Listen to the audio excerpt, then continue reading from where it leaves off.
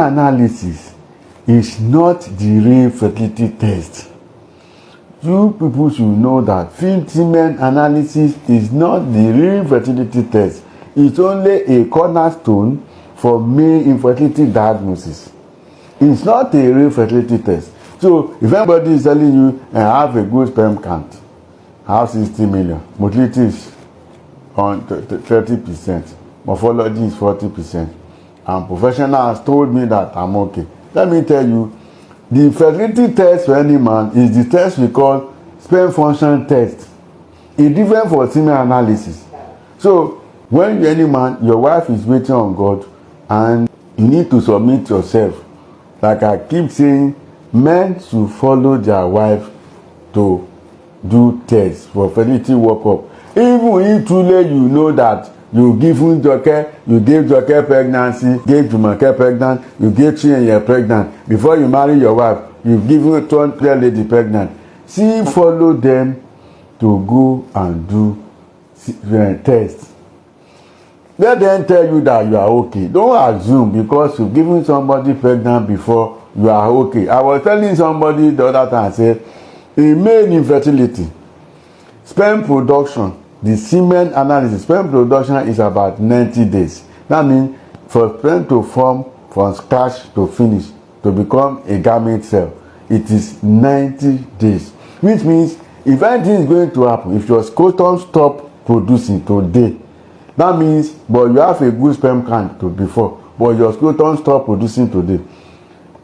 For your body to come down from where it is down to zero, I'm talking about sperm count, it will take about 90 days before you know, depending on the number and the frequency of sexual intercourse you are having. This means if any man now, he has a good sperm count, something happen along the line and the body stop producing, then if you are not the type that have sex regularly, your sperm count may still be relatively low for about 90 days. Within that 90 days, you can give Joke pregnant, you can give Chinenye pregnant, you can give Hawa pregnant. But after that 90 days, depending on the frequency of sexual intercourse, then your sperm count starts going down steadily. And I can tell you that a man who has given his wife pregnant before can still have problem.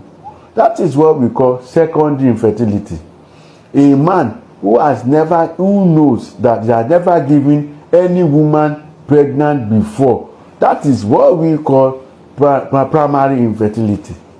But a man who has given somebody pregnant before, that is so sure that he gave that person pregnant, whether that person carried that pregnancy to time or he removed the pregnancy, I am telling you, that is secondary infertility.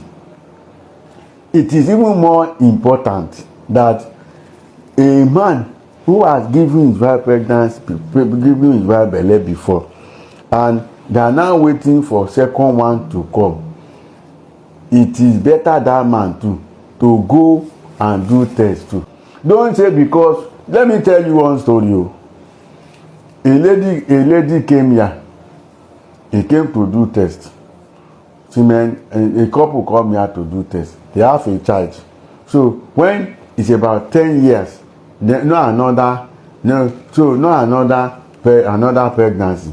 The mother-in-law keep pressing the woman that if you can't give birth to another child, let me look for another woman for my son, so that he can get pregnant for him.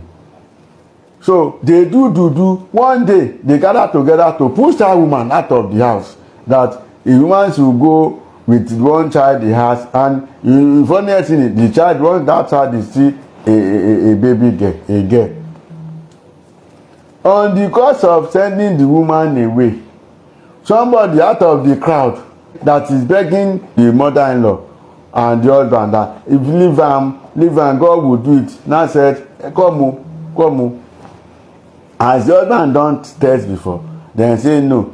The mother-in-law said, we can't rubbish talk with that. No being give am this one that is on the ground. No, now say no. Mommy, you should have allow the woman, your husband to run test so that one will know where the problem is coming from. You know, I say, okay, if you leave the woman's load, tomorrow let them go and do test. And the mother-in-law was even arguing that if tomorrow the being semen result come here and nothing wrong with my son, let me tell you, I'm going to throw your things out of this house. But behold, when they bring the result, that man is azoospermia. That man is azoospermia. No sperm cells in his body. And is the one that gave the fourth child. That is why everybody needs to go and do tests. Let me tell you about semen analysis.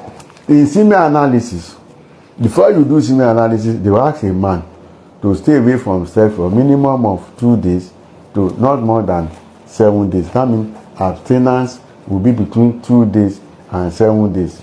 So when you go to lab, they ask you to produce the semen inside the lab or a room very close to the lab. In some cases, there are some men, they can't masturbate. The only way they can bring the semen out is when they have sex with their wife. I'm telling you, it is allowed. But mind you, you must ensure that all the thing that comes out of your body is being put inside the bottle. Which means before you start romancing your wife, open the bottle, keep. So immediately you withdraw, you quickly carry the bottle very close to you and put everything there. Then transport it to the lab. You can masturbate. The best way is to masturbate and bring out the semen, but it can still be allowed to have sex. But mind you, if you are having sex to produce those semen, the fluid from the vagina that on your penis must not pour or touches the semen, because if there is infection in the vagina and you are giving them that sample, they will think you yourself you have infection. That is why at times we don't allow men to have sex with their wife when they want to do semen analysis, because we won't know where the infection is coming from. That is number one. So the abstinence must be, if you have not had sex for like 2 weeks, like 1 week plus, and want to do semen analysis, the best thing is you go and ejaculate first. Ejaculate means maybe you have sex, so that one will go out of your body, then count 2 days and you repeat it. You go and do semen analysis. When you give them sample, there are some cases of abnormal semen analysis. Number one is oligospermia. Oligospermia means the sperm count is very low. WHO said the minimum is supposed to be 15 million. Now listen, WHO said the minimum is supposed to be 15 million. But I've already told you people that if your sperm count is between 15 million and 30 million, to my own assessment and experience, if your sperm count is between 15 million and 30 million, I'm telling you wives, if your husband's sperm count is between 15 million and 30 million, it's very low.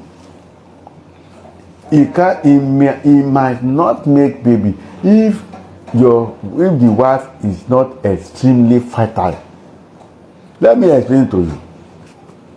So that is why some men that they have 20 million, 25 million, they'll be doing like this. And doctors say no, professionals say nothing wrong with me. Who told you that nothing no wrong with you? For me, let me explain why 15 to 30 million is very low. The right sperm count a man should have, to me, supposed to be from 50 million and above.